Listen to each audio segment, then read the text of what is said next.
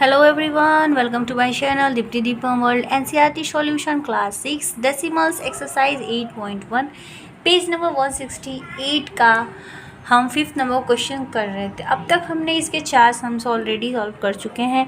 अभी हम इसमें बचे हैं और 3 हमारे पार्ट जो हैं ई एफ जी डी तक हमने कर लिया था। हमने ए कर लिया था, बी कर लिया था, सी कर लिया था और डी कर लिया था। हमने सबका कर लिया था और हमने सबके आंसर्स भी निकाल दिए थे। और अब हम करेंगे ई एफ और जी।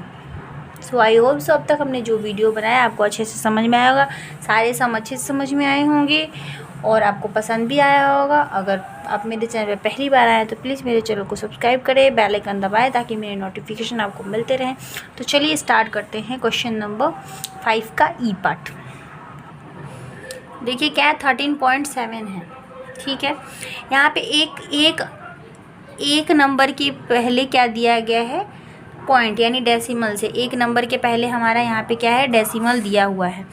तो अब देखिए हम क्या करेंगे, यहाँ पे अगर एक नंबर के बाद है तो हम क्या करेंगे, 13.7 एक है यानी ये हटाएंगे और नीचे हम यहाँ पे 10 लिखेंगे, क्योंकि अगर यहाँ पे 2 अंक होता है पॉइंट के बाद तो हम यहाँ पे 2 0 लगाते, पर यहाँ पे 1 है पॉइंट के बाद तो हम एक संख्या के लिए 1 0 लगाएंगे और हमने ये पॉइंट हटा दिया। तो जब हमने इसको डेसिमल से फ्रैक्शन में चेंज किया तो ये हो जाएगा 137/10। तो एक ये हमारा आंसर हो गया। क्या हो गया ये, डेसिमल्स एज अ फ्रैक्शन। अब हमें क्या करना है, 137 को क्या करना है, लोएस्ट फॉर्म में लाना है। कैसे लाएंगे, क्या ये टूटेगा? ऐसा कौन सा टेबल है जिसमें 137 भी आता है और 10 भी आता है? ऐसा कोई टेबल है? देख लेते हैं। 2 से तो ये जाएगा नहीं, 2 में 10 आता है। 3 से अगर ये जाता भी है, 3 से भी नहीं जाएगा। क्या ये 5 से जाएगा? 5 से भी नहीं जाएगा। तो 10 अब आता किस में है, 5 में आता है, 2 में आता है, 2 से नहीं जाएगा, 5 से नहीं जाएगा, यानी कि यही इसका जो है वो लोएस्ट फॉर्म है। यानी कि लिख सकते हो आप fraction as a lowest form. ये इसका क्या है, सिंपलेस्ट फॉर्म है। अब ये रिड्यूस नहीं हो सकता, तो that is our answer. F number देखिए क्या है, 21.2 यानी कि 21.2 है। ये हटाए हमने और यहाँ पे हमारा 10, क्योंकि इसके बाद एक ही संख्या है। तो ये हो गया 212/10। तो ये हमारा हो गया फ्रैक्शन जो हमने डेसिमल से चेंज किया। एक आंसर हमारा ये हो गया। सेकेंड आंसर में क्या करना है, रिड्यूस करना है। 212 को 10 करना है। 2 1 जा 2, ये तो कट गया। अब एक अगर हमने नीचे उतारा तो उससे कटेगा नहीं, इसलिए हम उसके लिए 0 लगाएंगे तो 6 लिखेंगे। 106, तो ये कट गया, 12 हो जाएगा। और 2 5 जा 10। नहीं समझ में आ रहा है, यहाँ पे 2 से 212 को डिवाइड कर लीजिए। 2 1 जा 2 क्रॉस 1, 2 संख्या जब हम उतारते हैं तो सामने वाले के पास एक 0 बिठाया जाता है।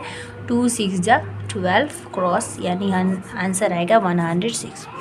जब भी नहीं समझ में आए तो आप इस तरह से कर सकते हो। तो हमारा इसका लोएस्ट फॉर्म यही है, 106/5। ऐसा नहीं है जिसमें 5 में अगर ये है तो कट नहीं कर सकता है।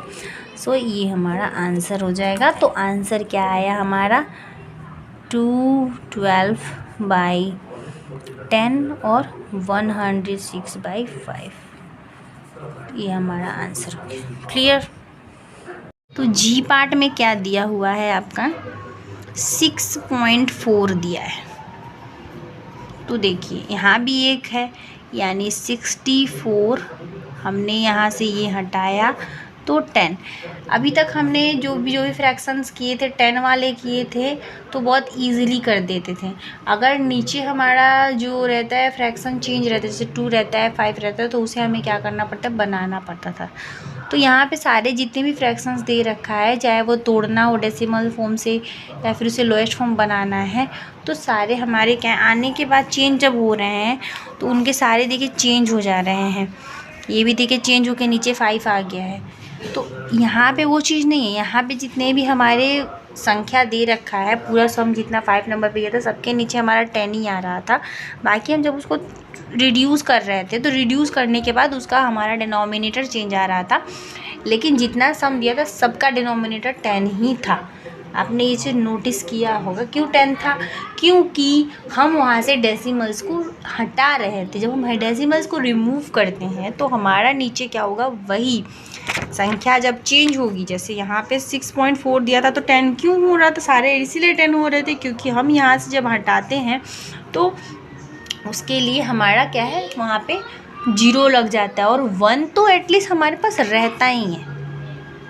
1 तो हम मानते हैं कि नीचे है ही। अगर किसी संख्या को हम ऐसे दे देते हैं 3 + 2/10 दे देते हैं तो हमें पता है कि इसके नीचे 1 ही होगा।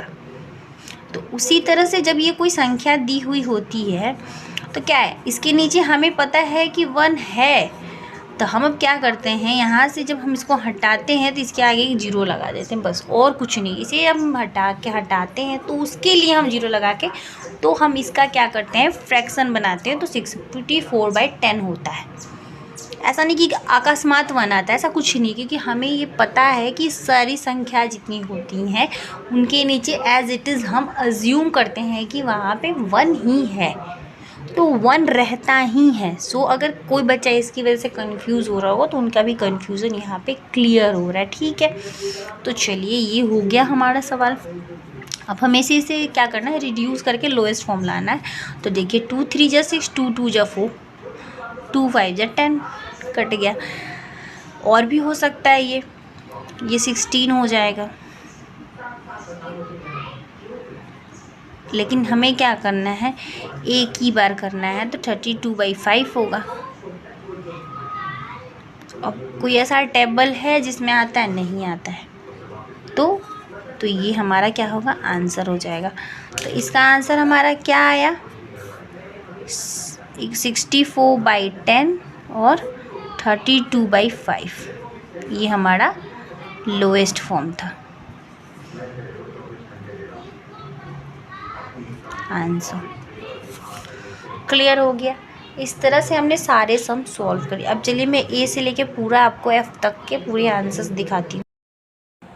ए पार्ट का देखिए 6/10, 3/5 एक आंसर। बी का आंसर 20/10, 25/10 और 5/2, ये बी पार्ट का आंसर।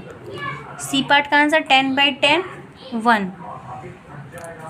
डी पार्ट का आंसर 38/10, 90/5। अगर आप लोग ये सब वीडियो नहीं देखे हो तो प्लेलिस्ट में जाके आप देख सकते हो। अगर कोई डाउट हो तो डाउट क्लियर करने के लिए कमेंट सेक्शन पे कमेंट भी कर सकते हैं।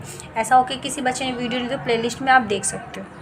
ओके, ई पार्ट का देखिए 137/10 और 137/10, क्योंकि ये रिड्यूस नहीं होगा इसलिए यही आंसर दोनों ही होगा इसका।